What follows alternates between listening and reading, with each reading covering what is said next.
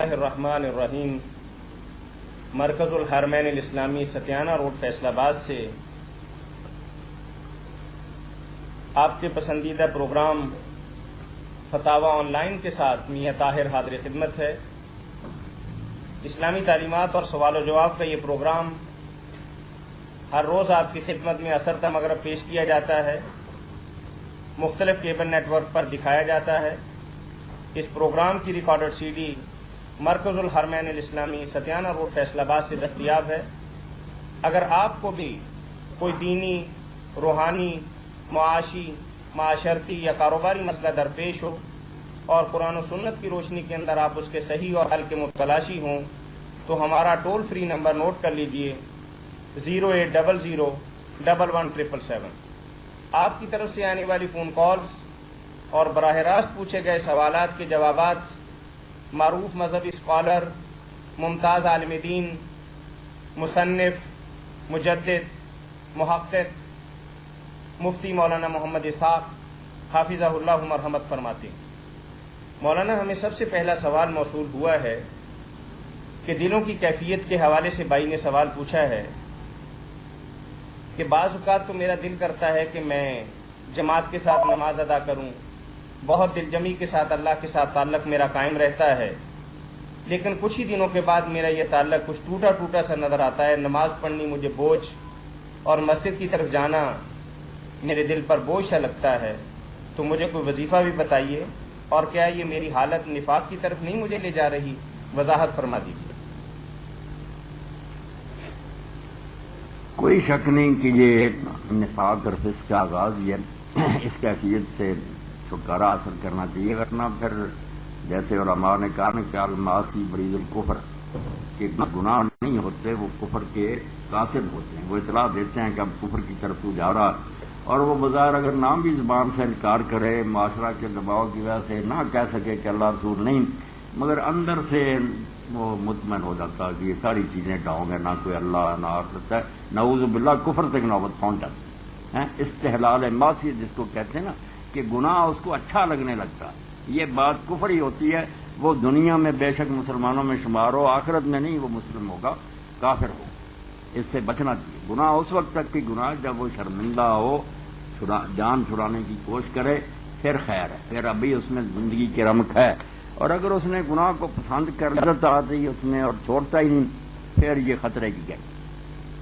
اب اس کیفیت سے چھٹکارا حاصل کرنے کے لیے تین چیزیں جو ہے نا، یہی نہیں ہر آدمی جو بھی ہے نا سمجھتا کہ میں کہیں پھسل نہ دوں، ہر ایک کو خطرہ یہ نہیں صرف جس کی یہ حالت ہے، جو اس وقت نیک ہے وہ بھی اس خطرے میں ہے کہ پھسل جائیں۔ اللہ کی توفیق اور مدد کے بغیر کچھ نہیں ہو سکتا۔ تین چیزیں جو ہے نا یہ اپنی اصلاح کے لیے ضروری ہے، بالکل ان کی فکر ہر شخص کو کرنی چاہیے۔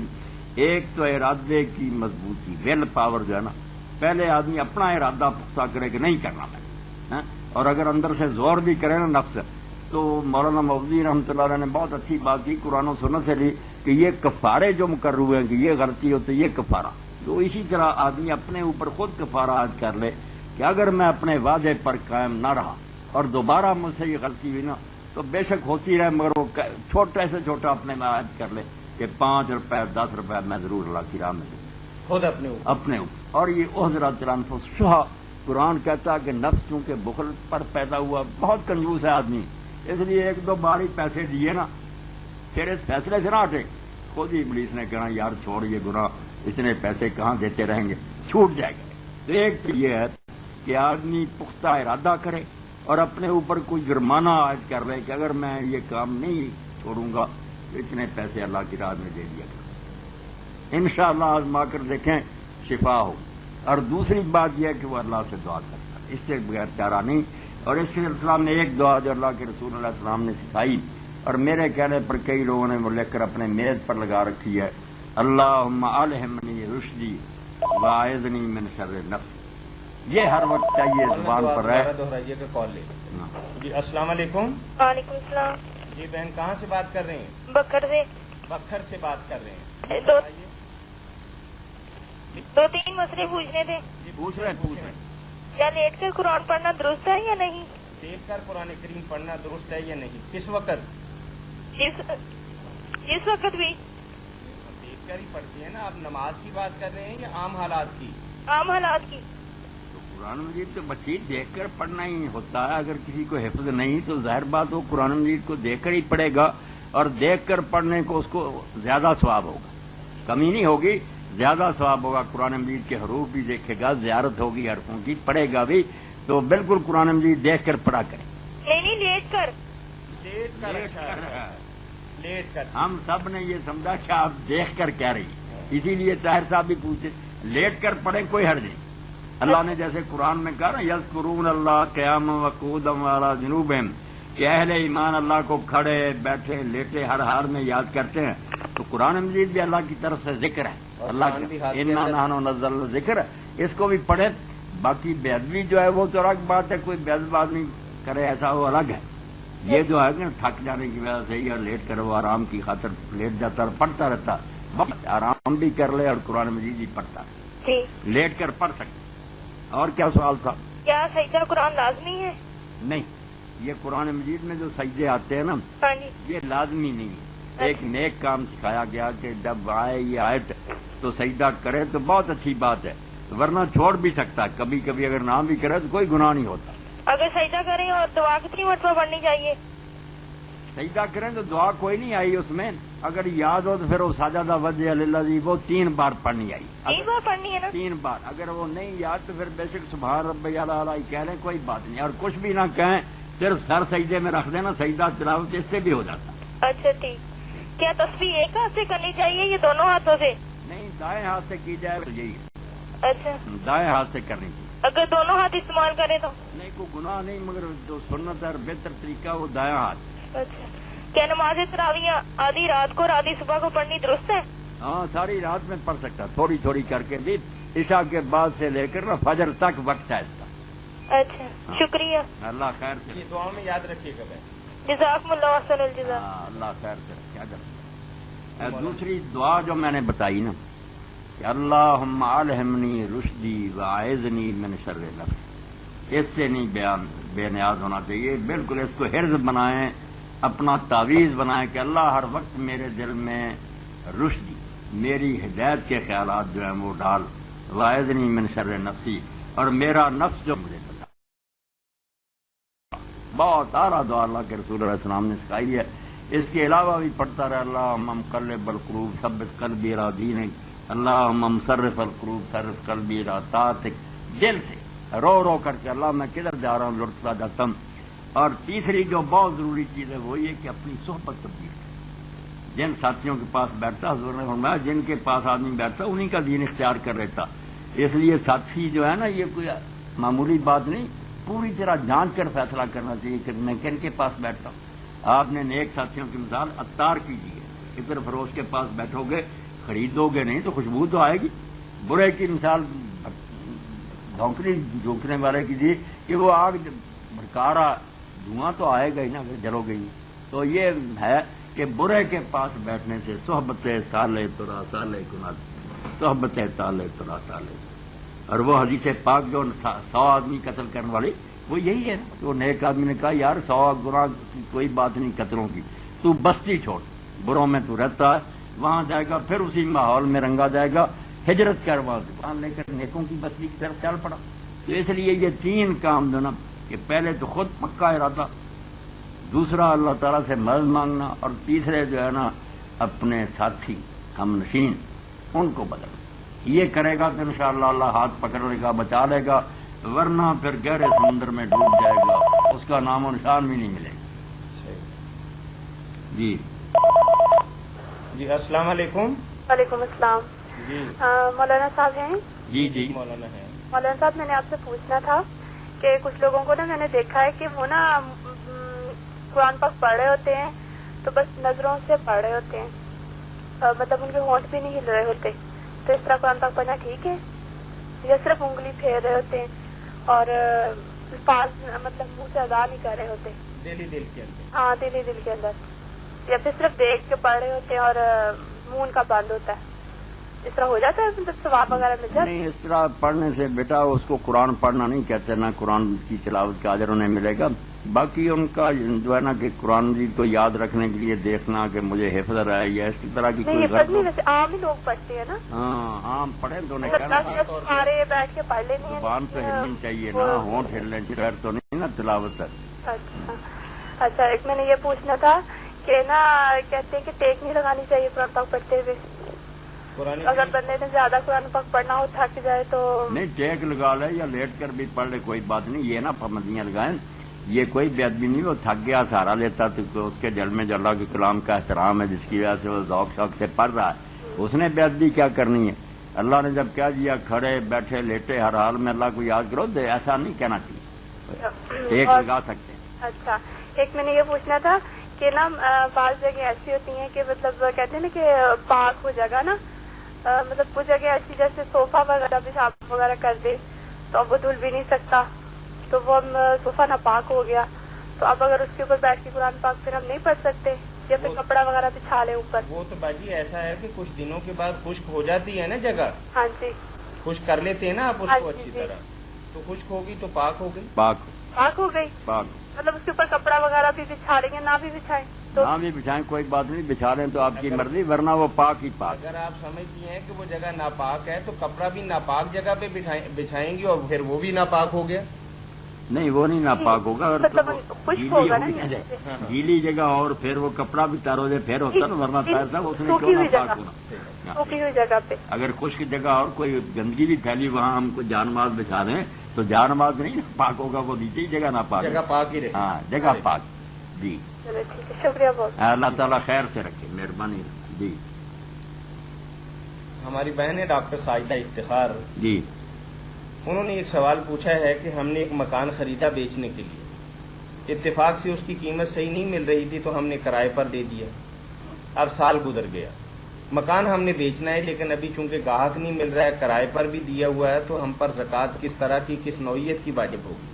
کیا پوری پراپرٹی کا حساب لگا کے زکوٰۃ دیں گے یا صرف جو کرایہ لیا اس کے حساب سے زکوٰۃ دیں گے؟ جو کرایہ آپ کو وصول ہو رہا نا آپ اس چیز کا، جب یہ کرایہ دار خالی کر دیں گے اور آپ کا فیصلہ ہو جائے گا اب کرایہ وغیرہ کسی سے نہیں لینا، بیچ ہی دینا، پھر دیکھا جائے گا وہ تجارتی مال بن جائے گا. اب تو فی الحال وہ کرائے پر یہ نا کرائے کی زکوٰۃ. اس کے ساتھ ایک بہن نے اور سوال پوچھا تھا کہ ان کے میاں عرصہ 7 برس سے کوما کے اندر ہے اور ہیں وہ بھی ڈاکٹر. اللہ میں وہ کہتے کہ ان کی پراپرٹی بھی ہے، کچھ اور جگہیں بھی ہیں چونکہ ہمارے استعمال کے اندر ہیں، لیکن ابھی ان کی تقسیم نہیں، خود وہ کوئی فیصلہ نہیں کر سکتے، کچھ بھی نہیں کر سکتے. 7 برس سے بس چھت کو گور رہے ہیں، بیٹھ لیٹیں. اللہ شفا. تو وہ کہہ رہی ہیں کہ اب ان کی زکوٰۃ ہم کس طریقے سے ادا کریں گے یا کیا ہوگا اس کا، کیونکہ اگر وہ پراپرٹی تقسیم کر دی جائے تو اس کے ٹکڑے بے شمار ہو جائیں، شاید وہ نصاب تک نہ ہی پہنچے. اب چونکہ ایک ہی یونٹ ہے تو بڑا یونٹ بن گیا. اس میں رہنمائی فرمائے گا. نہیں اگر اس کے مالک کئی ہیں بے شک تقسیم نہیں بھی ہوئی اور ان سارے مالکوں کے حصے اگر الگ الگ دیکھے جائیں تو وہ نصاب تک نہیں پہنچتے تو پھر تو کسی پر بھی زکوٰۃ نہیں نہ عائد ہوتی. نہیں اس میں تو یہ ہوتا ہے نا کہ بیٹے کا چونکہ دگنا ہے بیٹی کا ہاف ہے. نہیں اس طرح دیکھ لیں نا، بیٹوں کے دیکھ لیں گے وہ دگنا اگر اس کو ملے کتنا بن جاتا ہے، لڑکی کا دیکھنا تو الگ الگ ان کی پراپرٹی جو ہے اگر صحیح تقسیم کر دی جائے تو واقعی نصاب کی حد تک پہنچتی ہے. جس کی پہنچتی ہوگی اس پر زکوٰۃ عائد ہوگی، دوسروں کو معاف. باقی ڈاکٹر صاحب تو چونکہ اب حالت ان کی ہے کہ وہ ہوش ہی نہیں انہیں. جی جی بالکل. ان پر کیا زکوٰۃ لگنی ہے؟ زکوٰۃ تو ایک عبادت ہے نا، نماز کی طرح. یہ تو آدمی عقل مند ہی پھر ہی ہے نا. نہیں مستحق ابھی ہوئے نہیں ہے، تقسیم ہوئی ابھی اس کی تقسیم نہیں ہوئی کیونکہ ابھی وہ اسی انتظار میں ہے کہ اللہ تعالیٰ ان کو شفایاب کر دیں اور صحت مند کر دیں. تو کل کلاں کو اگر یہ خود سے اپنے پاؤں پر کھڑے ہو جائیں تو اپنے حساب سے پراپرٹی ان کی ہے یہ تقسیم کر لیں. تقسیم اب وہ ساری ڈاکٹر صاحب کی ہے. جی ڈاکٹر صاحب میں ان کی بیوی ہے، بچے ہیں، بیٹی ہے، ابھی تقسیم نہیں ہوئی. نہیں تقسیم نہیں، یہ کہیں کہ ابھی وہ ویسی پڑی. ویسے پڑی، کسی کا حق ہی نہیں بنا دی. تو پھر ڈاکٹر صاحب پر یہ اپنا جب وہ جائیداد ڈاکٹر صاحب کی ہے ڈاکٹر تو صاحب دوسرے لوگوں کو تو اس وقت یہ نا جب ان کا انتقال ہو جائے گا اللہ رحم اس کے بعد یہ حقدار بنیں گے نا. اب تو بے شک بیٹے ہیں جو بھی کسی کا بھی کچھ نہیں نا، سارے کا سارا تو ڈاکٹر صاحب کا ہی، اللہ انہیں شفا دے۔ مولانا اس سے ایک اور بات نکل رہی ہے کہ اگر وہ اپنے طور پر میڈیکل سرٹیفکیٹ تو ان کے پاس ہے بھی، پوری برادری اور رشتہ دار راضی ہوں، تو کیا ان کی پراپرٹی کو اپنے حساب سے تقسیم کر سکتے ہیں؟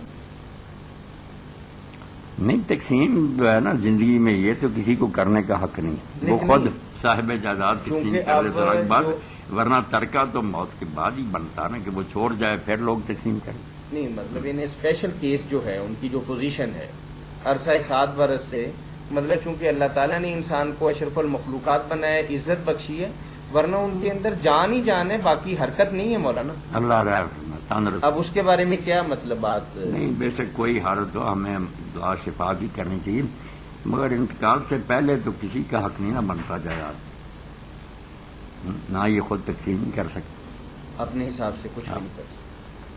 آپس میں اگر کچھ دیکھے تو بے شک وہ حل کر لے، مگر مالک نہیں بنیں گے، مالک تو اسی وقت ہی بنیں گے نا جب انتقال ہوگا۔ جزاکم اللہ خیر۔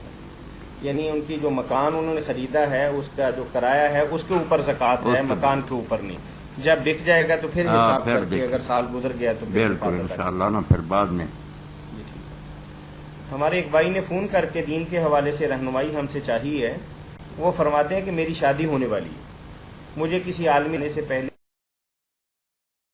2 رکعت نماز کی ادائیگی نبی کریم صلی اللہ علیہ وسلم کی سنت مطہرہ ہے، شرعی طور پر میری رہنمائی فرما دیں کہ ایسا کرنا درست ہے؟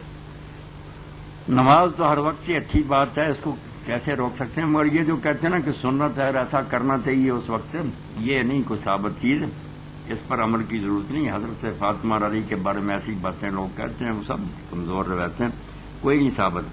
یہ ایک چیز ثابت ہے کہ بیوی آئے گھر میں یا کوئی جانور یا کوئی بھی خریدے یا لائے تو اس وقت اس کی پیشانی کے بال پکڑ کرنا یہ دعا پڑھنی چاہیے، اللہم انی اسألک خیرہ خیر ما صنع واعوذ بک من شرہ وشر ما صنع۔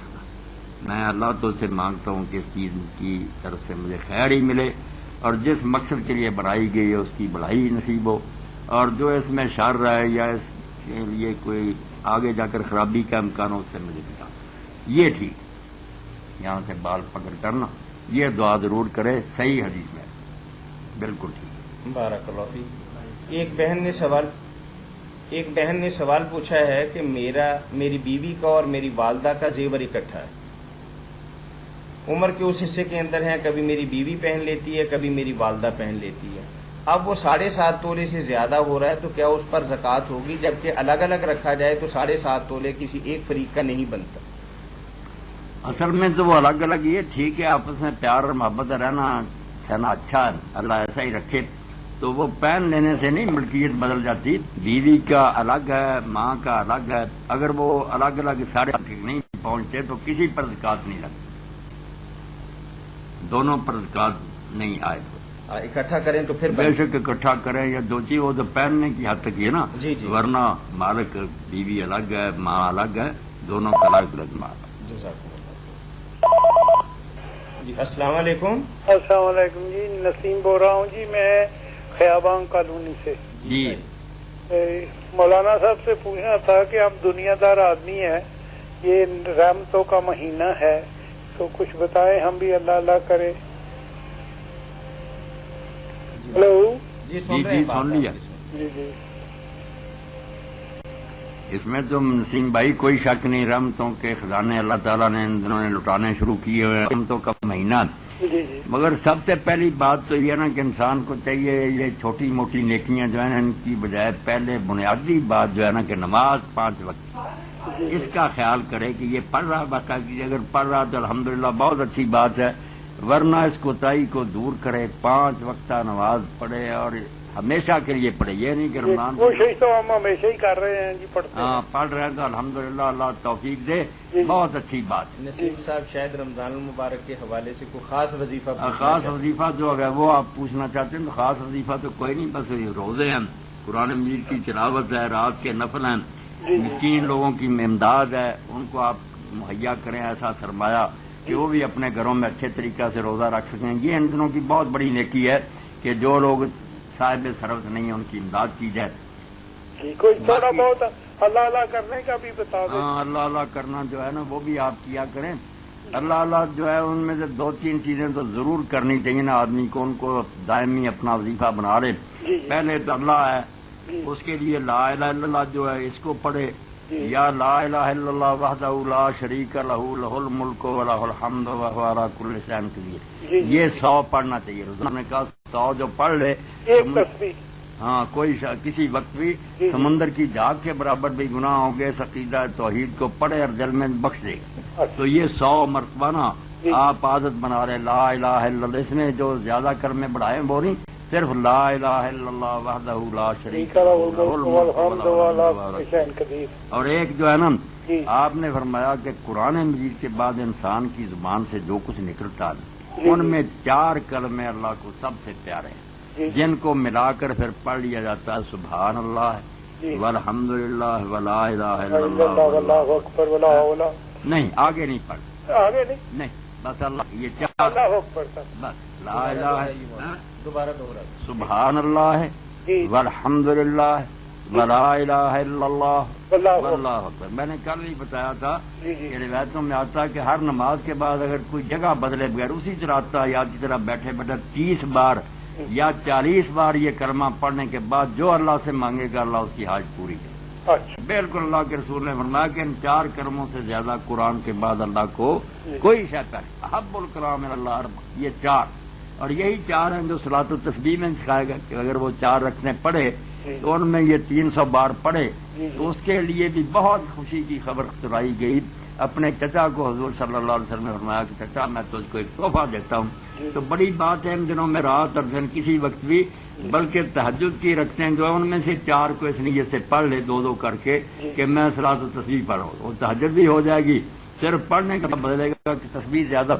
اور اس میں بھی یہ نرمی ہے کہ اگر کوئی آدمی بوڑھا ہے یا بیمار ہے یا تو صبح بھی یہ پڑھ سکتا ہے. اس میں صبح جو نماز پڑھتا ہے 4 رکعتیں پڑھتا ہے اس میں بھی یہ پڑھ لے. ہاں چاشت کی نماز جو ہے نا اس میں ہی پڑھتے. چاشت کی نماز 4 رکھتے ہیں تہجد میں نہیں. نہیں پوچھ رہے ہیں کہ تہجد میں نہیں پڑھ سکتا. نہیں تہجد میں پڑھ سکتا، تہجد میں پڑھ لیں، چاشت میں پڑھ لیں، فرض نمازوں میں نہیں. باقی جتنی ہے نا پڑھتے ہیں زور سے پہلے 4 سنتے ہیں وہی اگر وقت اتنا مل جاتا ہے کہ آدمی جائے اور یہ پڑھ لے تو 4 سنتے بھی ہو جائیں گی، یہ بھی ہو جائے گی. اور تو میں بتانے یہ لگا تھا کہ اگر کوئی بوڑھا ہے یا بیمار ہے یا وہ بیچارہ اتنی دیر نہیں کھڑا ہو سکتا تو 4 رکعتیں پڑھ لے اور 4 رکعتیں پڑھنے کے بعد تسبیح لے کر بیٹھ جاؤ 300 بار یہ کہہ لیں، انشاءاللہ اس کو بھی ثواب مل جائے گا. نماز کے باہر نہ فارغ ہو کر ویسے ہی پڑھ لے 300 بار. کلمہ بہت پیارا ہے. بہت بہت شکریہ جی، اللہ مبارک ہو. خیر مبارک. کہنا چاہیے تھا وہ آپ سے ملاقات سیدھا نہ ہوئی، شاہد یہ شفیق صاحب سے ہوئی، اس لیے مطلب نہیں ملے نا پھر نسیم صاحب آپ ملے آج ہی آ جائیں. بڑی خوشی ہوگی. اللہ تعالیٰ خیریت سے رکھے انشاءاللہ. رمضان میں تو ملا نہ گا ہمارا دعا کریں نا اللہ تعالیٰ سارا عالم اسلام جو اس کے لیے مبارک کرے. اب کتنا بڑا سانحہ ہو گیا، کتنے ساتھی ہم سے بچھڑ گئے، بستیاں اجڑ گئیں. اللہ مہربانی فرمائے، کرم کرے. جی بارک اللہ فیک. مولانا آپ نے عورت کے بال پکڑنے کی بات کی ہے اور جانور کے بال، یہ پیشانی کے بال پکڑ کر. تو خواجہ صاحب ہمارے پاس تشریف فرمائے ہیں شفیق صاحب، تو ان کا کال لے لیں پھر سوال دوہراتے ہیں. جی السلام علیکم. وعلیکم السلام. بکر سے بول رہے ہیں ہم. بکر سے بات کر رہے ہیں. جی فرمائیے بہن، کیا پوچھیں گی آپ؟ اگر والدہ نے اپنا زیور حق مہر بیچ کر زمین خریدی ہو، کیا اس جائیداد میں اولاد کا حق ہے یا نہیں؟ ماں نے خریدی ہے جائیداد؟ ہاں جی. ماں کی جائیداد میں تو بیٹا ویسے ہی جب وہ فوت ہوگی اللہ خیر کرے تو آپ کے ابو کو دے دیے تھے انہوں نے. کیا ہوا تھا بتائیں نا. ہیلو، اب پوری بات بتائیں نا. آپ کی والدہ نے پیسے آپ کے ابو کو دے دیے تھے کہ انہوں نے جائیداد خرید لی یا ماں نے خود سے ہی خریدی ہے؟ نہیں، حق مہر دے کر انہوں نے زمین خریدی ہے. وہ تو بات ہو گئی نا. پیسے کس کو دیے ہیں؟ پیسے کس کو دیے ہیں آپ نے؟ حق مہر جو ہے اس کے پیسے آپ کی امی کے پاس تھے. اچھا آپ ذرا پوچھ لیں تسلی سے، پھر بعد میں کال کر لیں. ان سے پوری تفصیل لے امی لیں. سے پوری طرح پوچھ کر بتائیں، انشاءاللہ صحیح بات بتا دیں گے. اچھا. یعنی پیسے تو حق مہر کے ہیں لیکن پراپرٹی آپ کی امی نے خریدی ہے یا آپ کے ابا نے خریدی ہے امی سے پیسے لے کے؟ اچھا پوچھتے ہیں. اب پوچھ کے پھر کال کیجیے. خواجہ صاحب کیا پوچھ رہے ہیں؟ جی وہ پیشانی کے بارے سے انہوں نے کہا کہ ہمارے ہاں تو دین کی صحیح اور سیدھی باتوں کا لوگوں کو پتہ نہیں ہے. اتنی باریک بات کئی بہنوں کو یا کئی عورتوں کو نہیں پتا. پہلی رات ہی میاں جب اس کی پیشانی کے بال پکڑے گا تو وہ شاید سمجھے کہ آج ہی کام غلط ہو گیا. تو یہ پھر نہیں غلط نہیں ہوگی، یہ ٹھیک ہے خواجہ صاحب کی بات کہ جو اصل میں دین میں باتیں ہیں وہ تو لوگ سیکھتے نہیں. یہ جو نا کہ وہ 2 رکعتیں پڑھے، کوئی کہتے ہیں اس کے پاؤں کے کو بھی دھوئے پانی سے، جو اپنی طرف سے گھڑی ہوئی نا وہ یاد ہے انہیں. اگر صحیح حدیث میں بتا رہا ہوں بخاری شریف کی کہ پیشانی کے بال پکڑے، جانور کی پیشانی پر ہاتھ رکھے، عورت کے بھی، اور یہ کرما کہے، اس کے بارے میں کہتے ہیں کہ کیا ہو جائے، کیا وہ مطلب کہہ رہے ہیں کہ اس عورت کو نہیں پتا، مجھے تو پتا ہے نہیں کہ اس یہ نبی کریم صلی اللہ علیہ وسلم کی سنت ہے. ہاں اس عورت کو بھی آپ بتائیں نا اگر وہ جی کال لے لیں. ہچکچاہٹ محسوس کرے. السلام علیکم. کوئی السلام جناب، میں محمد یونس بول رہا ہوں جی، شادمان ٹاؤن سے. اب بھی کر دیا جائے تو کوئی بات شادمان ٹاؤن سے. اچھا جی، محمد یونس بول رہا ہوں جی. جی محمد یونس، کیسے ہیں آپ؟ اچھا ٹھیک ٹھاک جی.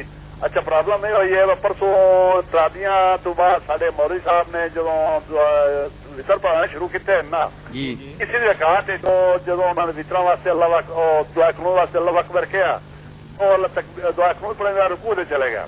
ہوں پیچھے لوگ کچھ پا لینا اللہ اکبر، مولوی صاحب رکوع تو کھڑے ہو کے تو انہوں نے دعا قنوت پڑھنی شروع کر دی. دعا قنوت پڑھ کے پھر رکوع سے چلے گا، 2 رکوع ہو گئے، پھر انہوں نے سجدہ سہو واضح کیا. میرے خیال کے مطابق نماز ٹوٹ گئی کہ نماز بچ گئی ہے؟ نماز تو خیر کیا کہنا کہ ہوئی یا نہیں، ان کی غلطی ہے بڑی. اگر وہ رکوع میں چلے گئے تھے تو لوٹنا نہیں چاہیے تھا. لوٹنا پھر دوسرا رکوع پھر کر لیا. یہ جو نا 2 رکوع کر لیے، یہ تو بہت خراب کر دیا. رکوع اگر وہ پہلے قنوت پڑھنا بھول گئے تھے تو پڑھنا ہی چلے. اگر تو کوئی بات نہیں، قنوت رہ بھی جائے نا جیسے ہم. ہاں تو وہ سجدہ تھا اس وقت ہو جاتا بھی کام ہو جاتا تھا. نہیں یہ بھی جو سمجھتے ہیں نا ہم دعائے قنوت واجب ہے، ضرور پڑھنی چاہیے، رہ جائے تو سجدہ صاحب نہیں میرے بھائی اس کی نہیں ہے. یہ پڑھ لی جائے تو ٹھیک ہے، جان بوجھ کر بھی چھوڑ دی جائے جیسے امام مالک کہتے ہیں عبداللہ بن عمر کبھی بھی نہیں پڑھتے تھے، تو یہ واجب نہیں نہ کوئی سیدھا ثابت کی طرف. پہلے تو یہ ٹھیک کرے نا. اچھا پہلے یہ واجب بھی نہیں ہے، یہ سرے سے کوئی واجب نہیں، کبھی پڑھ لی جائے کبھی چھوڑ دی جائے، زیادہ بہتر تو یہ. اچھا. اور اگر کوئی شخص پڑھنا ہی چاہتا تھا، اس کا ارادہ تھا مگر وہ رکوع میں چلا گیا، اب واپس نہ لوٹے، اس کے لیے زیادہ مناسب ہے کہ وہ رکوع کے بعد پھر یہ پڑھے. اب وہ 2 رکوع نماز وہ وطر ذمہ رہ گئے یا ختم ہو گئے؟ چاہیے تو یہی کہ بس پڑھ لیں دوبارہ، مگر کوئی نہیں، وطر خود بھی کوئی ایسی واجب چیز نہیں. اس کو بھی جو واجب کہتے ہیں بلا دلیل ہے. ایک سنت مقدہ یہ جو ہو جائے تو ٹھیک ہے، اگر رہ بھی گئی یا غلط ہو گئی کوئی بات نہیں، فرضوں کی فکر کرنی چاہیے. فرضوں کی ٹھیک ہے جی. اور جناب خیریت جی؟ الحمدللہ ٹی وی بہت جی کیا پوچھ رہے ہیں بھائی؟ ٹی وی پر کس وقت پروگرام آپ کا آتا ہے؟ یہ جو آپ ریلیٹ کرتا ہے، ایک بار میں نے ٹی وی لگایا تھا تو وہ آیا گیا تھا ٹی وی پہ آپ کے سوال جواب. آپ کس ایریا میں رہتے ہیں؟ یہ شادمان ٹاؤن، سوئی گیس کے سامنے. اچھا سوئی گیس کے سامنے. جی یہاں تھوڑا مشکل ہے. آ گیا تھا وہ ایف یا پتہ نہیں کون سا اسٹیشن تھا وہ ہم نے دیا تھا یار سگنل کیبل پر. وہ آپ کا علاقہ جو ہے نا ادھر اتنی آبادی نہیں ہے، کیونکہ تھوڑا سا ادھر نا پرابلم ہمیں آ رہا ہے. انشاءاللہ اس کو حل کر رہے ہیں. چلو اللہ تعالیٰ خوش رکھے جی، آپ سلامت رہو جی. تو یہ خواجہ صاحب لوگوں تک پہنچائیں. اب بات میں نے بیان کر لی، یہ سب لوگ اس کی طرف توجہ دلائیں. جی السلام علیکم. السلام علیکم ورحمۃ اللہ وبرکاتہ. جی بھائی. شاک صاحب جی. جی پوچھیں آپ کہاں سے بات کر رہے ہیں؟ بمبا کلاس سے بات کر رہا ہوں جی، سید احسان علیہ عرض کر رہا ہوں جی. جی بمبا کلاں سیالکوٹ کی طرف ہے؟ نہیں جی، ہاں ضلع قصور جی. اچھا ضلع قصور سے بات. کیا صاحب فرمائیں. ہاں جی سر، مولانا صاحب عرضیہ ہے کہ نستغفرک و نتوب الیک و صلی اللہ علی النبی دعائے قنوت والا یہ ضعیف ہے جی؟ ضعیف. ہاں جی یہ ضعیف ہے. تبارک و تعالی تک نا جو صحیح سند سے ثابت ہے. ہاں جی. باقی جو آگے کرمے نستغفرک و نتوب الیک کہ یہ اور صلی اللہ علیہ نبی صلی اللہ علیہ نبی آتا نسائی شریف میں، مگر وہ روایت ضعیف ہے. یہ ٹھیک ہے کہ دعائے قنوت پڑھ کرنا، درود شریف پڑھنا چاہیے. یہ پڑھیں یا اور کوئی پڑھیں، کیونکہ یہ صحابہ کرام جو حضرت عمر رضی اللہ عنہ کے زمانہ میں جماعت کراتے تھے نا، ان کے بارے میں صحیح ثابت ہے کہ وہ قنوت ختم کرتے تھے تو پھر درود شریف پڑھ کر ختم کرتے. صلی اللہ علیہ نبی کو رہنے دیں، یہ نہیں جانا چاہیے اللہم صلی علی محمد وعلی آل محمد بارک وسلم. یہ ایسے کو کلمے کہہ رہے ہیں، ختم درود شریف پڑھ کرنا یہ صحابہ کے عمل سے ثابت ہے. ٹھیک، بہت مہربانی. جی اللہ خوش رکھے، شاہ صاحب خیریت سے رکھے. جی مولانا، ملک کے اندر یہ ناگہانی آفت جو آئی ہے، انا للہ، زلزلے اور تباہیاں کہ جس میں کم و بیش شاید لاکھ انسان سے بھی زیادہ اللہ کو پیارے ہو چکے ہیں، کیونکہ آج ہی کی خبر تھی کہ ضلع باغ آزاد کشمیر کے اندر 40,000 سے زیادہ انسان جو ہیں وہ اللہ کو پیارے ہو گئے۔ یہ کال لے لیں۔ السلام علیکم جی، السلام علیکم۔ وعلیکم السلام جی یہ کہ اللہم یہ وطر میں دعا جو پڑھ جاتی ہے اللہم اہدنا فیمن ہدین وتولنا فیمن تولین، جی جی، یہ پڑھنے جائز ہے کہ نہیں؟ یہ وطروں میں جو دعائے قنوت ہم پڑھتے ہیں وہ پوچھ رہے ہیں کہ جائز ہے یا نہیں؟ جائز ہے، جائز ہے، واجب نہیں۔ نہیں دعا یہ پوچھ رہا ہوں اللہم اہدنا فیمن ہدین، یہ پڑھنے جائز ہے؟ جائز ہے، یہ دعا پڑھنی چاہیے، بلکہ جو اللہ مینا نستعینوں کو پڑھتے ہیں وہ بھی کہتے ہیں کہ اس کو بھی ساتھ ملا لینا چاہیے، دونوں ملا کر پڑھنی چاہیے۔ ہاں یہ بہت اچھی صحابت تو یہی اللہ مدنی حضرت حسن رضی اللہ تعالیٰ فرماتے ہیں میرے نانا علماء کہتے ہیں یہ آدھی صحیح آدھی صحیح نہیں ہیں، آدھی صحیح ہے آدھی صحیح نہیں، علماء بعض علماء کہتے ہیں نہیں، وہ آخری جو جملے ہیں نا نستغفرک ونتوب الیک صلی اللہ علیہ نبی، جی وہ نہیں کسی صحیح حدیث میں آئے۔ ٹھیک ہے، یہ ٹھیک، تبارکت و تعالی تک صحیح۔ ٹھیک ہے۔ کان میں کوئی دوائی ڈالنے سے روزہ ٹوٹ جاتا کہ نہیں؟ نہیں، کوئی نہیں ٹوٹتا، کان میں ڈالیں، ناک میں ڈالیں، جس میں جی چاہے ڈالیں، خیال یہ رکھنا کہ حلق میں جائے تو نیچے نہ چلی جائے، بس اتنا خیال رکھیں، باقی کوئی بات نہیں، کان میں تیل لگائیں، کوئی دوائی ڈالے، خیر۔ ٹھیک ہے ٹھیک ہے، السلام علیکم۔ وعلیکم السلام۔ زلزلے کے حوالے سے بات کر رہے تھے تو ایک بھائی نے اس کے حوالے سے ایک سوال آپ سے پوچھا ہے، کیا متاثرین زلزلہ کو ہم زکوٰۃ اور روزوں کا فدیہ دے سکتے ہیں؟ دے سکتے، جواب بعد میں دیجیے، یہ کال لے لیں۔ السلام علیکم۔ وعلیکم السلام جناب۔ جی بھائی، اکرام النیازی عرض کر رہا ہوں جی۔ جناب علی کیسے ہیں صاحب خیریت ہے؟ آپ سنائیں۔ پکھر سے بات کر رہے ہیں؟ جی جی جی فرمائیے۔ فرمائیں نیازی صاحب۔ اچھا، یہ کچھ ایک سوال ہے جی جی جی کہ یہ جو اختلاف 4 نکات میں کرتے ہیں یہ بریلوی دیوبندیوں سے، ہاں ہاں، ندائے غیر اللہ، حاضر ناظر، نور بشر اور عالم الغیب، یہ 4 نکات میں یہ درس نظامی ہے، پرانے زمانے سے رہ جائے علماء کا جو کورس ہے، یہ ابتدائی کتب سے لے کے دور حدیث شریف تک، یہ اس میں کہیں اشارتاً کنایتاً ان 4 نکات کا اثبات کیا گیا ہے یا نہیں کیا گیا ہے درس نظامی میں؟ یہ 4 کا کیا کیا گیا ہے؟ اثبات یعنی ان کا یہ نیازی صاحب دہرا دینا، ایک تو ندائے غیر اللہ، ایک حاضر ناظر ہے، ایک نور بشر ہے، ایک اور کیا؟ اور عالم الغیب، عالم۔ ان کا اثبات درس نظامی میں کتابوں میں نہیں، درس نظامی کی کتابوں میں تو آپ دیکھتے ہیں نا، شرح فقہ اکبر سے لے کر بڑی سے بڑی جو پڑھائی جاتی ہے نا، قائد نصیب وغیرہ، سب میں رد دیا کہ اللہ کے سوا کوئی غیب نہیں جانتا۔ ان 4 نکات کا رد ہے، اثبات نہیں ہے۔ بات نہیں، اسی دور میں لوگوں نے یہ مسئلے بنا لیے، یہ کوئی مسئلے نہیں ہیں، دور حدیث شریف تک نہ کسی میں نہیں، نہ کسی اسلام نے حاضر ناظر کا ذکر کیا، نہ نور بشر کا۔ اس دور میں یہ مسئلے بن گئے، مسئلے کوئی نہیں ہے، خواہ مخواہ کے بنائے گئے۔ اللہ کے سوا کوئی حاضر ناظر نہیں، نہ کوئی عالم الغیب ہے، وہ اپنی مرضی سے کسی کو جو چیز بتائے، ٹھیک ہے۔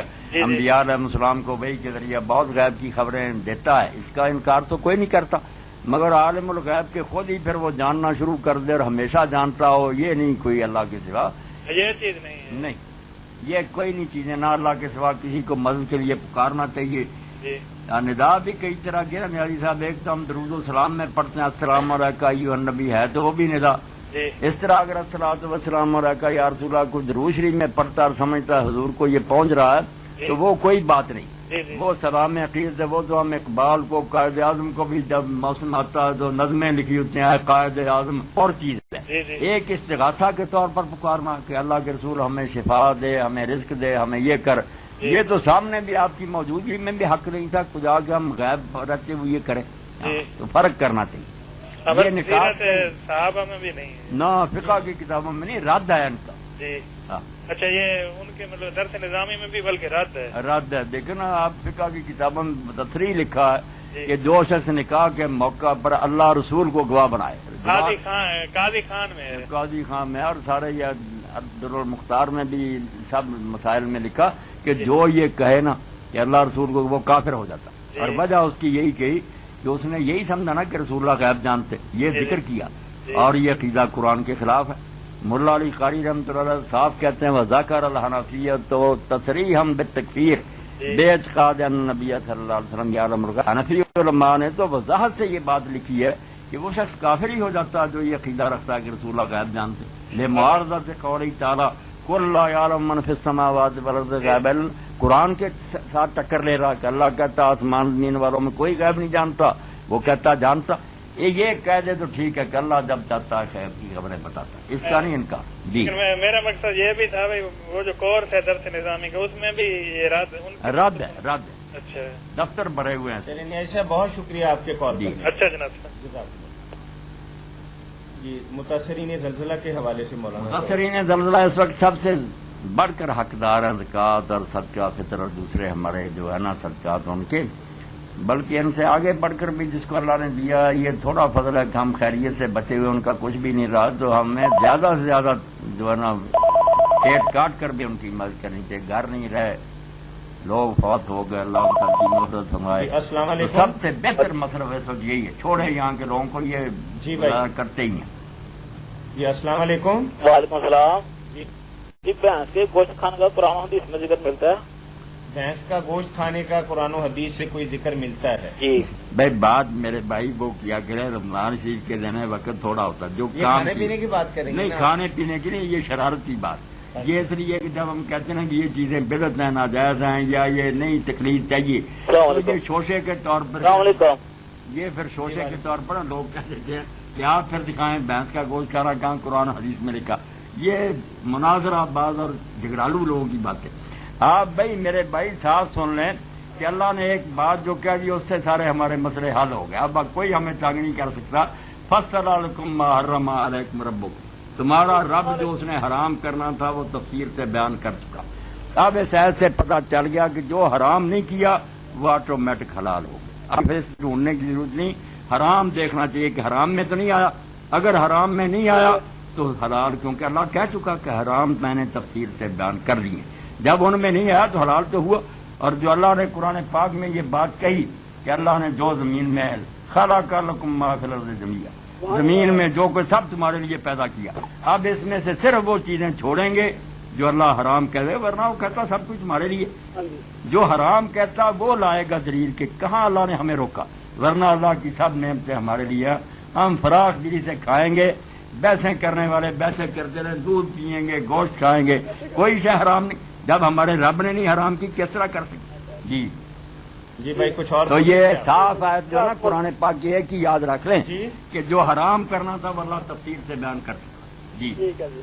جزاکم اللہ. السلام علیکم. وعلیکم السلام ورحمۃ اللہ. صرف مقلدین ایسے سوال کرتے رہے، سوال کی کوئی جی بنیاد متاثرین نہیں. زلزلہ کی بات ہو چکی مولانا، ان کے لیے دعائیں اللہ ان کی مغفرت فرمائے، جنت الفردوس میں جگہ دے، اور اس مصیبت میں سب مسلمانوں کو یہ توفیق دے کہ ان کی مدد کریں. جی شکریہ. السلام علیکم. جی جی السلام علیکم. وعلیکم السلام. جی سردار احمد بات کر رہا ہوں گجرانوالہ سے. جی فرمائیے بھائی. مسئلہ یہ ہے کہ جو ہے نا ہمارے والدین جو ہے نا فوت ہو چکے ہیں، اللہ مغفرت فرمائے، جنت الفردوس. تو ہم 4 بہن بھائی ہیں، تو ابھی ہم اکٹھے رہ رہے ہیں. جی اکٹھے رہ رہے ہیں تو وہ جو ان کی جائیداد ہے، روپے پیسے جو ہیں، سونا چاندی سب کچھ جو ہے، وہ زکوٰۃ ابھی اکٹھے رہ رہے ہیں. تو زکوٰۃ لہذا حصے کر کے دیں گے یا اکٹھی جیسے پہلے وہ دیتے تھے اسی حساب سے دیں گے؟ اللہ اماں کو جنت میں جگہ دے. ان کے بعد وہ جائیداد ہے نا اب ان کی تو نہیں رہی، آپ کی بن گئی اور آپ کے حصے ہو گئے. اگر بیٹوں کے 2 ہیں، بیٹی کا کے حساب سے آپ دیکھ لینا، جس کے حصے میں اتنی آئے دولت کے اس پر ہوتی ہے وہ دے گا، جس کے حصے میں کم آئے گا نصاب سے مال وہ نہیں دے گا. ہاں الگ الگ دیکھنا پڑے گا. الگ الگ حصوں سے دیکھیں گے، الگ الگ حصوں سے یعنی دیکھیں. اکٹھے رہ رہے ہیں ابھی ہم؟ نہیں بے شک کٹھے رہے مگر وہ ملکیت بدل گئی نا. اب وہ اس وقت پہلے اماں ایک مالکہ تھی، اب آپ سب لوگ مالک بن گئے اپنے اپنے حصے کے. بے شک اکٹھا ہی رکھیں مگر الگ مالک ہے نا، تو مالک یعنی کہ وہ اکٹھے حصے الگ کر کے پھر حساب لگائیں پھر گے. دیکھیں کہ کتنا کتنا کس کے حصے میں آتا ہے، وہ نصاب تک پہنچتا ہے یا نہیں، اس کے مطابق دیں. اچھا وہ قربانی بھی اسی لحاظ سے؟ ہاں اسی لیے. اچھا بہت شکریہ. اللہ خیر سے رکھے، مہربانی. جی نبی کریم صلی اللہ علیہ وسلم کی ذات اقدس کے حوالے سے ایک بھائی نے سوال پوچھا ہے کہ اللہ کے نبی صلی اللہ علیہ وسلم کا لقب مبارک رحمت للعالمین تھا، جبکہ میں نے ایک کتاب کے اندر پڑھا ہے کہ اللہ کے نبی صلی اللہ علیہ وسلم نے ایک کافر کو قتل بھی کیا تھا کسی جنگ کے دوران. کیا یہ بات درست ہے؟ دوست نے صرف اتنے تک بات رکھی کہ حضور نے ایک کو قتل کیا، وہ تو اپنے ہاتھ سے کیا نا، ورنہ جتنے قتل ہوئے حضور کے حکم سے اور صحابہ کرام نے کیے وہ سارے آپ نے کیے نا. آپ نے ایک حکم دیا کہ ان کو قتل کرو. اس لیے سوال سب کا کرنا چاہیے کہ رحمت العالمین ہوتے ہوئے آپ جنگیں کیوں لڑتے تھے؟ لوگ اس میں بے شمار قتل ہوئے ہیں، مارگی ہوئے ہیں، غلام بنے، تو سوال یہ صحیح بنتا تھا. ورنہ ایک جو اپنے ہاتھ سے کیا اس کی بات نہیں، باقی بھی تو آپ کے اذن اور حکم سے ہی مارے جاتے تھے. تو اصل میں لوگوں نے جو رحمت کا تصور سمجھ لیا نا وہ غلط ہے. حضور کا رحمت العالمین بھی ہونا سمجھ میں نہیں آتا. اب اللہ رحمان اور رحیم ہے، ارحم الراحمین. حضور تو رحمت اللہ وہ ارحم الراحمین ہے. تباہی ہوگی، بستیاں نہیں رہیں، لاکھوں آدمی ایک دم میں مر گئے، تو اب یہ کہیں گے کہ اللہ کی رحمت ختم ہوگی، ظالم ہو گیا؟ نہیں، رحمت کو سمجھ لیں تو سارے مسئلے حل ہو جائیں. اسی لیے کہتے ہیں قیامت کے لوگ غفور رحیم میں مطلب دیتے ہیں کسی کو سزا ہی نہیں دے گا. یہ اندھیر مچانے کے لیے رحمت کا غلط ہے. بھائی اللہ کی رحمت کا یا رسول کی رحمت کا یہ مطلب ہوتا تو ہاتھ کیوں کاٹے جاتے، زانی سنسار کیوں ہوتے، اللہ کی طرف سے یہ عذاب کیوں ہوتے ہیں کہ قوم نوح کا سارا کا خاتمہ کر دیا، کسی قوم پر اللہ تعالیٰ نے کوئی عذاب مسلط کیا. آپ اپنے دماغ سے یہ نکالیں کہ رحمت کا مطلب ہے بس چپ کر رہے ہیں، جو ہوتا ہونے دے، یہ رحمت وغیرہ کوئی نہیں. رحمت یہی ہے کہ خلق خدا کی بھلائی کا کام کیا. اگر وہ پیار سے ہوتا ہے وہ رحمت، اور اگر ڈنڈا پھیرنے سے ہوتا ہے وہی رحمت. کریں اس کو السلام بعد میں کریں علیکم. گے انشاءاللہ. السلام علیکم. جی جی وعلیکم السلام. جناب سمندری سے عبدالقریب بول رہا ہوں. جی منتری سے بات کر رہے ہیں. جی فرمائیں. داڑھی کے متعلق ایک سوال ہے. آپ کی سی ڈی دیکھ رہے تھے ابھی، ہاں ہاں لکھا ہے آپ نے بتایا کہ داڑھی جو ہے اس کی مقدار فکس نہیں ہے، جبکہ ہم نے یہ حدیث پڑھی ہے کہ داڑھی کو چھوڑ دینا چاہیے، جی جی معاف کر دینا چاہیے. تو اس کی ذرا وضاحت کر دیں. وضاحت تو سی ڈی میں بھی ہوئی ہے. وضاحت اس طرح اگر ہوتی تو اس سے ہی آپ مطمئن ہو جاتے. اس کا یہی ہے کہ آپ کبھی تشریف لائیں تو بیٹھیں گے انشاءاللہ پتہ چل جائے گا کہ چھوڑنے کا کیا مطلب ہے. جن لوگوں نے رسول کریم علیہ السلام سے یہ بات سنی اور ہم تک پہنچائی جی جی وہ سارے میرے بھائی کٹاتے تھے. اب یا تو ہم کہیں کہ ہم پنجاب کے لوگ قادیانیوں کی طرح توفیق کا معنی صحابہ سے زیادہ جان، انہیں عربی نہیں آتی تھی ہمیں آتی ہے، یا معاذ اللہ یہ کہیں کہ وہ جانتے بوجھتے حضور سے اپنے کانوں سے سن کر نافرمانی کرتے تھے. پھر تو ابن عمر ابو ہریرہ معاذ اللہ فاسق ہوئے. ان کی حدیث آپ لحاظ کا کیا بنے گا؟ پھر ان کی حدیث کا کیا اعتبار؟ وہ تو فاسق ہے. کھلے کہ حضور کے سامنے سنی بات. توبہ توبہ وہ علامہ البانی صاحب نے جس پر لکھا ہے اس کو اللہ کے لیے آپ سب لوگ پڑھیں، توبہ کریں کہ جو سلف نے سمجھانا کہ بڑھانے کا مطلب یہ ہے کہ اس طرح چھوڑ دے. جو شیو کراتا تھا یہ بند کر دے، اس نے داڑھی بڑھا دی. اب بڑھاتے جاؤ، یہ آپ کا ترجمہ. بڑھانے کا مطلب یہ ہے کہ شیو نہیں ہونی چاہیے. اور یہ تشریح خود حافظ رحمۃ اللہ نے جرایا نے کی ہے کہ ایک طرف آپ ہوا اور ایک طرف ابن عمر رضی اللہ عنہ صحابہ کا عمل ہے. تو حال یہی ہوا کہ استحصال جڑ سے جو ختم کر دیتے ہیں اس طرح سے یہ چھوڑ دینا چاہیے. اگر یہ چھوڑ دیا داڑھی تو بڑھ گئی. اب لمبی اگر کوئی کرتا کرے، مگر یہ آپ کو دیکھنا پڑے گا کہ آیت اور حدیث کا ہمیشہ وہ مطلب لینا چاہیے. جو نئی لوگوں نے لیا تو فرقے بن گئے کہ صحابہ نے اور پہلے جو صدر اول کے انہوں نے کیا سمجھا، جن سے حضور نے بات کی یا اللہ نے قرآن اتارا ان کے پلے کیا پڑا. اگر غلط سمجھے اللہ رسول کا قصور ہے کہ وہ بات ہی نہیں سمجھا سکتے، یا پھر اعتبار ہی دین سے اٹھ جائے گا کہ پہلا گروہ ہی بے دین تھا. تو آنکھوں کا مطلب دیکھنے کے لیے وہ پورے 8-10 صفحے علامہ البانی کے پڑھنے کی ایک بھی ان میں ہے صحابہ تک جس نے لمبی چھوڑی، سارے کتراتے تھے. اس لیے وہ مانا لو جو رسول اللہ سے سننے والوں نے لیا کہ موننی نہیں رکھنی. اب یہ ساری بات انشاءاللہ اگر آپ تشریف کبھی لائے نا تو دکھائیں گے جمعے والے دن انشاءاللہ. ہاں ملیں گے. آپ نے یہ سی ڈی کیبل پر دیکھی ہے یا آپ نے میں کمپیوٹر پہ لگا کر دیکھ رہا ہوں، دوست ادھر بیٹھے ہیں. ماشاءاللہ بڑی خوشی ہوئی. اللہ خیر صاحب کو بھائی بول رہا ہوں. بالکل تحقیق کرنی چاہیے. جی مہربانی جناب. اللہ یہ مولانا بات چل رہی تھی نبی کریم صلی اللہ ہاں علیہ وسلم. رحمت. جی رحمت. تو رحمت ہے ہر ایک کے ساتھ وہ سلوک کرنا جس کے وہ لائق. یہ کوئی رحمت نہیں کہ آپ گندگی کو بھی اٹھا کر لا کرنا یا میز پر آنے. قرآن مجید کو پاک کتابوں کو رکھیں، گندگی کو وہاں جا کر پھینکیں گے طہارت خانے میں. تو وہ ظلم نہیں، وہ لائق ہی ہوتے. کانٹے کانٹوں کی جگہ ہوں گے، پھول پھولوں کی جگہ. یہ جو ہے نا کہ نیکوں کے ساتھ ثواب کا معاملہ اللہ انہیں اجر دے گا، یہ بھی رحمت ہے. اور برے جو کچلے جائیں گے نا ان کو آپ ظلم نہ سمجھیں. ان بروں کا ختم ہونا ساری خلق خدا کے حق میں رحم ہے. اور اس کو اس طرح سمجھ لیں کہ ایک آدمی سانپوں کو اگر دودھ پلاتا ہے چلیوں سے تو نیکی نہیں کر رہا, وہ انسانوں کا ظلم کر رہا. سانپ پار رہا کہ انسانوں کو کاٹے. ظالم دینا قرآن پاک میں دیکھیں کہ جب سزا آتی تھی اس کے بعد حمد ہوتی ہے کہ اس خدا کی حمد ہے جس نے ظالموں سے زمین کو پاک کیا. اللہ کے لیے رحمت سمجھیں. وعلیکم السلام. جی رمضان بول رہا ہوں کچہری بازار سے. جی محمد رمضان عرض کرو. اچھا میرے ایسے ایک سوال تھا. مولانا صاحب ہیں تو جی میں بیٹھا سن رہا ہوں. اچھا جی مولانا صاحب آپ کے دوست ادھر بیٹھے ہوئے میرے پاس, انہوں نے مجھے نمبر دیا آپ کا. ماشاءاللہ. اچھا مجھے یہ مسئلہ تھا کہ یہ جو ہم ٹوپی کوئی لیتا ہے کوئی نہیں لیتا سر پہ نماز پڑھتے وقت, تو دوسرا کئی دفعہ ہم پڑھ رہے ہوتے ہیں پیچھے سے کوئی اٹھاتا ہے جو مسجد میں ٹوپی پڑی ہوتی ہے وہ ہمارے سر پہ دے دیتا ہے, اس وقت ہم قیام میں ہوتے ہیں. تو کیا ہے اس کا ہے کوئی دین میں کیا ہے اس کا ہے مقام؟ ٹوپی کے بغیر نماز ہو جاتی ہے نہیں ہوتی, کیا ہے اس کا مقام کا؟ تو رمضان صاحب سب کو پتا. جو اٹھا کر ٹوپیاں دیتے ہیں ان کو اگر نہیں پتا تو اپنی کتابیں دیکھیں. کسی نے مرد کے لیے سر جو ہے نا ڈانگنے کو نماز کا حصہ نہیں کہا. کسی فقیر عالم کا یہ قول نہیں. سر جو ہے یہ عورت نہیں, کوئی شرمگاہ نہیں, پوشیدہ رکھنے کی چیز نہیں. مرد کے لیے ناف سے گھٹنوں تک یہ حصہ ہے جو لازم ہے چھپانا.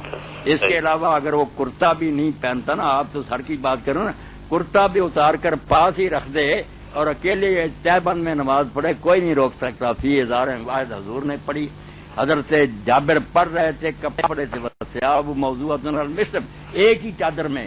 تو بعد آدمی نے پوچھا آپ یہ کیا کہا, لے ایران ہم کو مصر.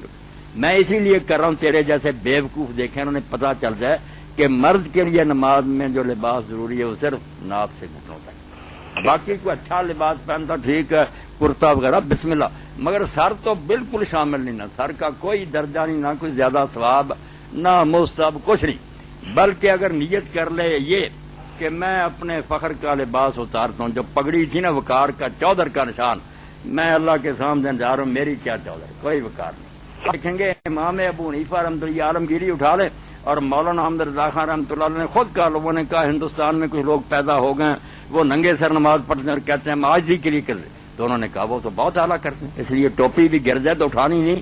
یہ نیت کرو کہ یہ جو چزراہٹ تھی ختم, اللہ کے سامنے میرا کیا وقار, میں ذلیل اور رسوا بہتر ہے صرف زیادہ ثواب. مگر نیت یہ ننگے سر والوں کو بھی یہ بات سمجھائے نا کہ مولوی صاحب کہتا صرف ننگا سر شرارت سے نہیں کرنا, اس نیت سے کرنا کہ یہ بڑی بات تھی وقار. مگر میں نے وقار ختم کر دیا. اور اس سے اس بات کا جواب ہی مل گیا جو لوگ کہتے ہیں کہ سسرال کیا جانا ہوتا, عدالت میں جانا ہوتا, ٹوپیاں لیتے ہیں بلا. اور بے وقوف ہو, یہی تو فرق سمجھنا تھا. وہاں تو وقار دکھانے کی ضرورت ہے کہ سسرال کوئی سمجھے اس کی کوئی شخصیت ہے, اور عدالت بھی سمجھے کوئی معزز آدمی, وہ خدا کے سامنے معزز بن کر جانا. یہاں تو ذلت و رسوائی, جیسے آپ دیکھتے ہیں نمونہ کہ بیت اللہ شریف کی حاضری جب ہوتی حج اور عمرے کی, تو بجائے اس کے کہ اللہ کہتا پگڑ باندھو, سر ننگے کرا دی.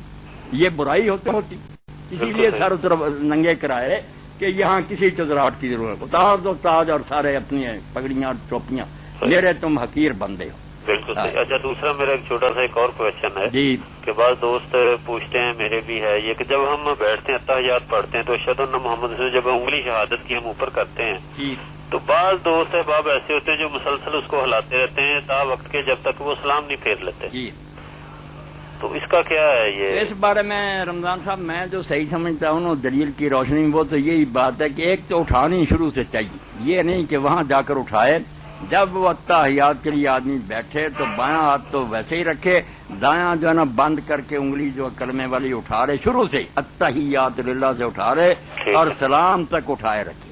حدیث پاک میں اس کا ذکر ہے, یہ جو ہے نا کہ فلاں وقت اٹھاؤ رکھ دو, یہ کسی حدیث میں کسی کو نہیں ملا. ہر نہ وہی ہے کہ جب حضور بیٹھتے تھے انگلی اٹھا لیتے شروع سے, ہلانا نہیں چاہیے. بالکل صحیح. اگر ہلانا چاہتا ہے صرف ایک موقع پر ہلائے, جیسے امام قرطبی کی لکھتے ہیں تفسیر میں, وہ بات مناسب ہے کہ اٹھائے رکھے, جب جائے نا اشہد اللہ الہ الا اللہ وہاں ہلائے. مگر جس طرح ہلاتے ہیں نا اوپر نیچے سب کو میں دیکھتا ہوں اوپر, یہ کسی عالم نے نہیں کہا. یہ بھی ان لوگوں کی نادانی ہے جو ہلاتے ہیں. ہلانا ہے تو دائیں بائیں, دائیں بائیں ہلانا انکار کے لیے, یہ نیچے کو ہلانا, یہ اوپر کو یس ہے, کرنا تو نہیں ہے, نفی ہے اس وقت. اشہد اللہ الہ الا اللہ, کوئی خدا نہیں ہے اللہ کے سوا. وہاں وہ فرماتے ہیں صرف اس موقع پر ہلا دے, دائیں بائیں یمیناً و شمالن, دائیں بائیں کریں کیا؟ بہت سی غلط باتیں علماء غلط کرتے ہیں اور سیکھتے بھی نہیں. صحیح بالکل. تو شروع سے اٹھائے رکھے، ہلائے نہیں، صرف لا الہ الا اللہ پر دائیں بائیں ذرا ہلا دیں. چلو ٹھیک، بہت شکریہ، بہت شکریہ. السلام علیکم.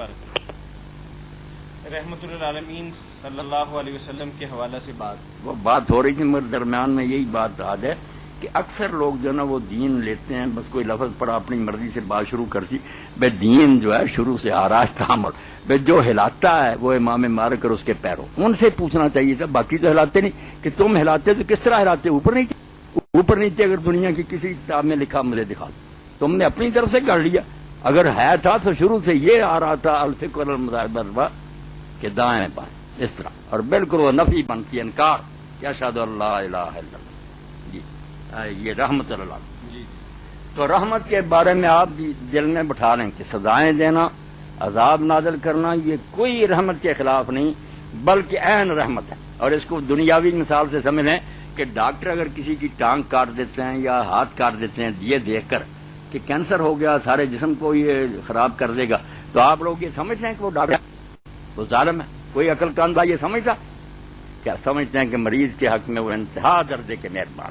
تو جیسے یہ مہربان نا، یہ عذاب اور سزائیں اور دنیا پر یہ بربادیاں جو ہوتی ہیں اور یہ پکڑ قتل بھی ظالموں کا کہ نہیں باز آتی. ان کا ارادہ اگر قتل سے ہے تو چند آدمیوں کو ختم کر دینے سے اگر باقی خلق خدا آرام سے رہے، ایک آدمی کا ہاتھ کاٹ دیا جائے باقی سارے لوگ بغیر تالے لگائے آرام سے رات کو سوئیں، یہ رحمت ہے؟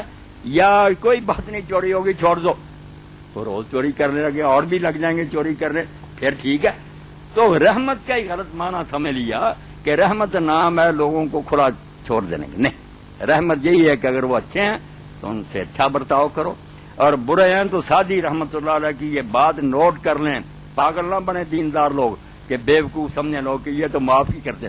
وہ کہتے ہیں کوئی بابداں کردن چنان کہ بد کردن بجائے نیک مردن. بروں کے ساتھ نیکی کرنا اتنا ہی ظلم ہے جتنا نیکوں کے ساتھ برائی کرنا. نیکوں کے ساتھ برائی ظلم ہے، بدوں کے ساتھ نیکی ظلم ہے. ان کا سر کچل دو اور ڈنڈے مار مار کے دماغ درست کرو، پھر امن سے دنیا رہے گی. وَلَكُمْ فِي الْقِصَاصِ حَيَاةٌ يَا أُولِي الْأَلْبَابِ کہ زندگی اسی میں عقل مندو بدلا کرو. قتل کیا اس کو بھی قتل کر دو تاکہ باقی کام جائے. اور کتنی مرتبہ نادان لوگوں جو کہتے ہیں نہیں شریعت کی کوئی ضرورت نہیں، پڑھے لکھے بیٹھے ہیں دھکے کھاتے پھرتے. علامہ اقبال رحمۃ اللہ علیہ نے فرمایا تھا بہت پیاری بات کہ نبی کی کون ضرورت، لوگ بھی تجربے کرتے رہتے ہیں، انہیں پڑھے لکھے دان. فرمایا اکانومی آف ٹائم، وقت کی بچت ہے. 500-700 سال دھکے کھاتے ہیں پھر ہوش آتی ہے کہ یہ تو غلط بات، نبی پہلے ہی کہہ چکا غلط. یہ سزائے موت ختم کر دی کئی یورپی ممالک نے، آخر پھر اس نتیجہ پر پہنچے کہ جب سے سزائے موت ختم ہوئی قتل تو بہت بڑھ گیا. پھر سپریم کورٹ نے امریکہ نے کہا کہ سزائے موت بحال کرو. اگر دین پہلے ہی کرے نہ کھاتے برو سیدھی راہ یہ ہے، نہیں مانتے. یہ تمباکو ایک ظالم لے آیا امریکہ کے جزیرے سے ساری دنیا میں پھیلا دیا، لوگوں نے بھی جائز کر لیا. میں کئی بار بیان کرتا ہوں کہ عین حرام ہے یہ تمباکو سگریٹ وغیرہ، اس کو حلال کرنے کا کوئی موقع ہی نہیں. وہ زمانہ گیا جب لوگوں کو اس کے نقصان کا پتہ نہیں تھا. اب جب ساری دنیا کے ڈاکٹر متفق ہو گئے کہ یہ زہر ہے، اسی لیے لکھتے ہیں مضر صحت، لکھتے ہیں منافق مگر بیچتے رہتے ہیں. بھائی مضر صحت بھی معمولی نہیں، کینسر ہوتا، پھیپھڑے تباہ ہو جاتے ہیں. اب دین اجازت دیتا ہے ایسی چیز کی جو انسانی جسم کو نقصان پہنچائے. جسم اللہ کی امانت ہے، تو ہر چیز جس کو دین روکتا نا آپ دیکھیں گے 400-500 سال کے بعد مزہ چکھ کر پھر مان جائیں گے کہ واقعی یہ ٹھیک بات ہے. تو دین جو ہے بالکل علامہ اقبال رحمۃ اللہ علیہ کی بات عین 100% صحیح کہ اکانومی آف ٹائم، وقت نہ ضائع کرو، پہلے دن ہی سیدھے راستے پر آ جائیں. عورتوں کو میدان میں لے آئے. اب آپ تو کہتے ہیں ترقی، یورپ کے دانشوروں کو دیکھ بالکل چیخ رہے ہیں دی کرائسس آف دی ایج کہ اس دور کا بحران ہی یہی ہے کہ ہم اس شیر کو پنجرے سے نکال رہے ہیں، اب یہ واپس نہیں ہوگا. اگر دین کہتا تھا کہ یہ روم نے دیکھا، یونان نے دیکھا، ہندوستان نے دیکھا، کئی ملک عورتوں کا آزادی دے کر چک چکے، بدماشی پھیل گئی، زنا اور بدکاری، پھر واپس ہی نہیں ہو سکا، تباہی ہوئی ہیں وہ قوم. تو اس لیے یہ رحمت کا آپ ذہن میں بٹھا لیں. جو کہتے ہیں نا رحم بس چھوڑ دے جاؤ، اس کو رحم نہیں کہتے. اللہ رحم یہ کرے گا کہ مالک یوم الدین ہو. یہ سورہ فاتحہ میں نقطہ حل کریے، توجہ فرمائیں کہ الرحمن الرحیم کہا اور ساتھ ہی اس کا نتیجہ بیان کیا کہ رحمان رحیم ہونے سے تو یہ لازم آ گیا کہ مالک یوم الدین. وہ عدالت لگائے اور نیکوں کو انعام دے اور بدوں کو سزا. یہ رحمت نے تو اللہ پاک کو اس پر ہمارا کیا. بے رحم ہوتا تو ہوتا ہے جو ہو گیا نہیں. اس نے کہا نہیں، جو مظلوم ہیں ان کی داد رسی کروں گا، جو ظالم ہیں ان کو جہنم میں جاؤں گا. اور نتیجہ کیا ہوگا؟ جب صحیح فیصلہ ہو، جب قضی بالحق، جب صحیح فیصلہ ہوگا تو آواز کیا آگی؟ یہ کوئی نہیں کہے گا اللہ نے کیوں سختی کی. وقیل الحمدللہ رب العالمین. عدالت جب برخاست ہوگی، قرآن میں آتا آخری نعرہ نیک بس سب ماریں گے کہ حمد کے لائق اللہ جس نے انصاف کا حق ادا. تو انصاف ہے رحم، یہ نہیں رحم کے ظالموں کو کھلی چھٹی ہے. یہ تم اپنی بیوقوفی سمجھ. تو حضور نے اگر اس کافر کو قتل کیا اور باقی بھی مروائے، مروانے چاہیے. اور اب بھی یہی کرنا چاہیے کہ جو بگڑے نہیں درست ہوتے قتل کیے جائیں. پہلے یہی ہے کہ اچھا طریقے سے مرم پٹی کرو کہ شاید یہ بچ جائے. اگر وہ ناقابل علاج ہے تو سارے معاشرے کو برباد کرنا. ایک حرام زادے کو ختم کرنے سے اگر دنیا میں امن ہو سکتا کرو. اور کر بھی رہے. جو رسول اللہ پر اعتراض کرتے ہیں سب سے زیادہ مار رہے ہیں. ایک ہی بم مارتے ہیں 50,000 پاؤنڈ کا، لاکھوں انسان مارتے ہیں. یہ مہذب بنے ہوئے ہیں. توبہ توبہ. رسول اللہ نے ایک آدھے ظالم کو مار دیا. سوال کریں. جی جزاکم اللہ خیر. مولانا زلزلے کے حوالے سے ایک بھائی نے جی دوبارہ پھر سوال کیا ہے کہ زلزلہ آنا گناہوں کی شامت اعمال کا نتیجہ ہے. کیا جو زلزلے سے متاثر ہوئے ہیں یہ ہم سے زیادہ گناہگار تھے؟ دنیا میں جو کچھ ہو رہا ہے، جیسے قرآن مجید کی دو طرح کی آیات ہیں، محکمات متشابہات. ایک تو بالکل صاف کلیئر ہے. ایک ہے جہاں لوگوں کو نا اپنی اپنی باتیں کرنے کا موقع مل جاتا ہے، گنجائش ہوتی ہے. وہ ایسے الفاظ ہوتے ہیں کہ ان کا مطلب کئی طرح لوگ کر سکتے. واقعات جو اس دنیا میں ہوتے ہیں وہ بھی ایسے ہیں. کچھ تو صاف پتہ چل جاتا کہ یہ اس بات کا نتیجہ. کچھ ایسے ہوتے ہیں کہ وہاں نہیں ایسی صاف بات نہیں کی جا سکی کہ عذاب ہے یا سزا میری جرموں کی. یہ کوئی نہ کہے. ان میں کئی مقاصد ہیں جو اللہ ہی جانتا ہے. الگ الگ لوگوں کے حال ہے. کچھ لوگوں کے لیے تو یہ بھی ہوتا ہے کہ عذاب ہی ہوتا ہے، وہ بہت بگڑے ہوتے ہیں، سزا مل گئی. کچھ ایسے ہوتے ہیں کہ وہ برائی کی طرف جا رہے ہیں، انہیں ذرا توبہ کر لو. اور کئی ولی ہوتے ہیں اللہ کے، ان کے درجے بلند ہونے ہوتے ہیں. جیسے حدیث میں آتا ہے اللہ چاہتا ہے کہ اس آدمی کو جنت میں بہت اونچا مقام دے، مگر اس کی نیکیاں نہیں ہوتی، تھوڑی ہوتی. اس کو کسی مصیبت میں مبتلا کر دیا جاتا، اس میں وہ امتحان دیتا اور صبر کرتا تو اس کے درجے پھر عملوں سے شاید وہ نہ ملتے جو صبر سے مل جاتے. یہ ساری باتیں ایسی جن میں کوئی دو چار کی طرح کا فیصلہ نہیں دے سکتا کہ وہاں کے لوگ یہ تھے نہیں. وہاں بڑی بھی تھے، برے بھی تھے. ہمارے ہاں بھی یہی ہے. اور جو بچے ہوئے ہیں یہ کوئی نہیں کہ اللہ تعالیٰ ان کی کوئی رعایت کر رہا. یہ صرف ہے کہ ایک نمونہ دکھایا کہ ایسا تمہارے ساتھ بھی ہو سکتا. جو تو توبہ کر جائیں گے ٹھیک ہے، ورنہ ہو سکتا ہے اللہ پناہ دے کسی دن ہمارا اشرم سے بھی برا نشان ہی نہ رہے. تو اس کا انتظار کرنے کی بجائے باتیں کریں گے ڈر جاؤ، توبہ کرو. السلام علیکم. السلام علیکم. وعلیکم السلام. جی مولانا، یہ جو سنتے موقدہ اور غیر موقدہ کہی جاتی ہیں، کیا ان کی حقیقت ہے؟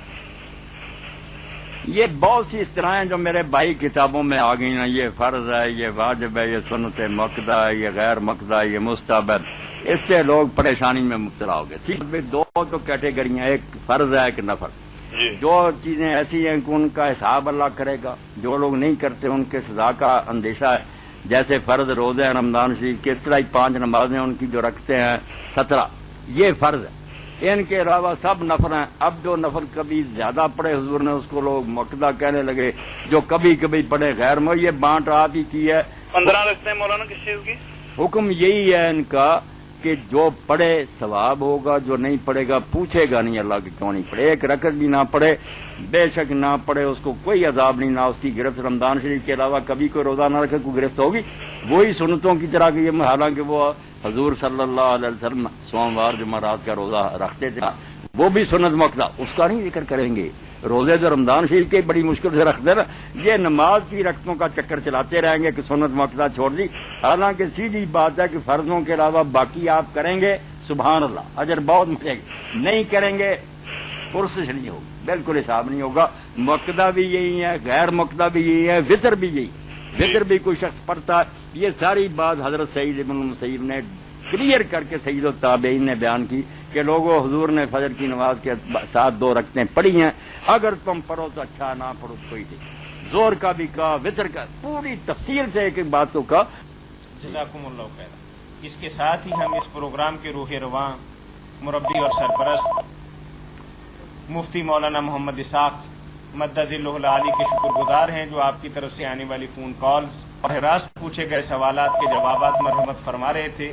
اس کے ساتھ ہی اس پروگرام کے میزبان میاں طاہر کو کل تک کے لیے اجازت دیجیے۔ اللہ حافظ۔